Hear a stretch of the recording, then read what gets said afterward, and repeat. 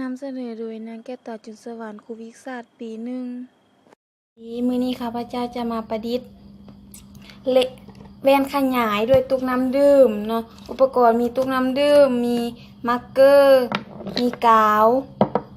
มีมีดตัดแล้วก็มีมีดคัตเตอร์เนาะขั้นตอนที่หนึ่งเราจะเอามีดคัตเตอร์นี้เนาะมาตัดกระตุก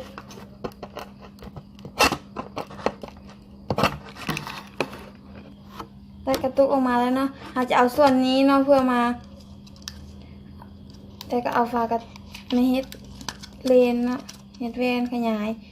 แล้วเราจะเอาฝากระตุกนี้มาใส่นี่มาแทกแล้วก็เอามาร์กเกอร์มาเต็มห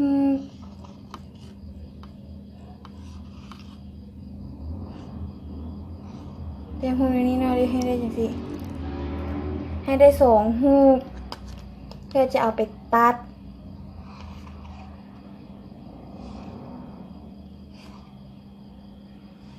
เนาะอย่างนี้นะแล้วเราจะมาเอามีดตัดนี่มาตัดนี่ให้ได้หูอย่างนี้นะบัดออกมามันจะเป็นอย่างนี้เนาะแล้วเราจะเอากาวนี่เนาะมาตี2อันนี้เข้ากันให้ได้อย่างนี้เนาะแต่ตัวนี้มันยังพอมีน้ำอยู่ข้างในเพราะว่าเราหักอันนั้นแล้วเราก็หากระติดแล้วและเราจงหูไว้น้อยนึงเพื่อให้มันมีเอาน้ำเข้านี่และให้เป็นอันแว่นขยายได้เนาะเราจะเอาน้ำเข้าไป